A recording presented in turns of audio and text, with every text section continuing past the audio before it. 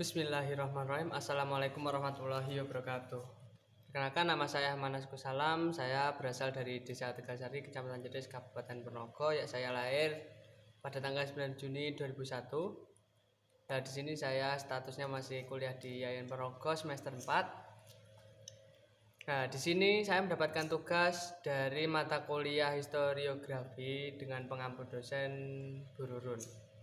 Nah, yang akan saya review atau resensi di sini yaitu buku Max Havelaar itu Multatuli. Seperti ini bukunya. Nah, buku ini mengampu sejumlah bab, yaitu berjumlah 20 bab. Nah, di sini buku ini sudah diterbitkan oleh penerbit Narasi yang terletak di Jalan Cempaka nomor 8, Dresan CTE Gejayan, Yogyakarta. Lanjut ya, untuk yang saya review di sini yaitu mulai dari bab 1 sampai 5 dan mungkin ini hanya secara ringkasannya. Nah, dari kesimpulan yang saya baca dari bab 1 sampai 5, di sini kita akan diajak mengarungi pikirannya Max Havelaar maupun atau yang biasa dijelaskan dalam aslinya yaitu Douwe Dekker tentang Drogstopel yang agak membosankan menurutnya, dikarenakannya dalam pikiran maupun benaknya hanya tertuju dalam pandangan kesuksesan hanya berasal dari harta serta status. Di lain itu, kita juga akan menemukan fakta-fakta dalam buku ini tentang sifat dasar orang Jawa yang biasa kita dengar seperti nrimo ing pantom. Nah, paham kan pastinya untuk nrimo ing pantom itu biasanya untuk orang Jawa dalam kegiatannya yaitu pasrah, maupun kalau masih dalam kondisi sesulit apapun kita hanya menerima keadaan. Nah, berbeda sekali dengan pandangan, karena dari adanya nrimo ing pantom mereka sangat tunduk pada penguasa dibandingkan orang-orang dalam buku ini yaitu yang diceritakan yaitu orang-orang Sumatera yang Islamnya sudah kental, mereka fanatik dan lebih tidak bisa ditaklukkan, terutama di daerah Aceh sendiri yang banyak pemberontakan pecah dengan alasan jihad di Sumatera.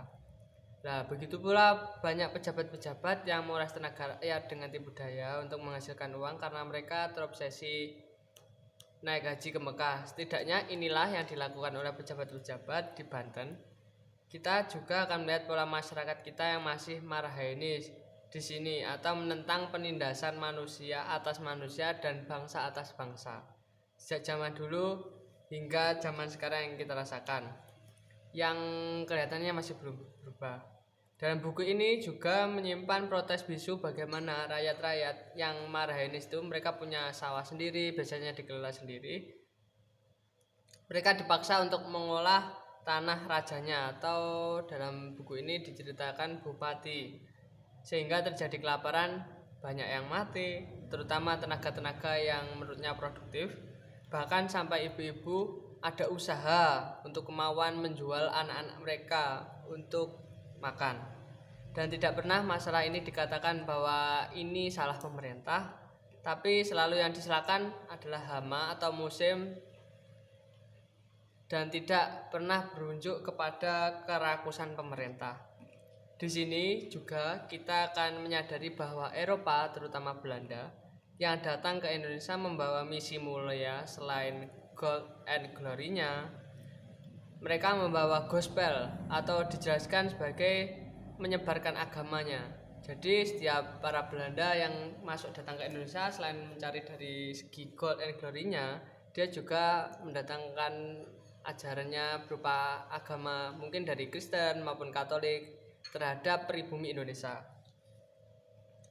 Nah, kita akan jelaskan dari segi goldnya. Yang dimaksud goldnya di sini dari pandangan Belanda atau Eropa, di mana Indonesia sendiri merupakan penghasil banyak terhadap rempah-rempah, dan juga pada saat itu rempah-rempah merupakan komoditas dengan harga jual yang sangat mahal di Eropa sendiri. Nah, maka dari itu gold yang dimaksud di sini adalah rempah-rempah. Terus yang kedua yaitu glory, merupakan istilah yang digunakan untuk menggambarkan bagaimana usaha Eropa dalam mengembangkan maupun meningkatkan prestis atau bisa dikatakan pamor wibawa mereka dan negaranya dengan cara memperluas daerah jajannya maupun memperjual jabatan. Jadi untuk jabatan di Indonesia sendiri diperjualbelikan. Jadi siapa yang mampu membelinya maka mereka akan menjabat. Nah, saya itu seorang gubernur.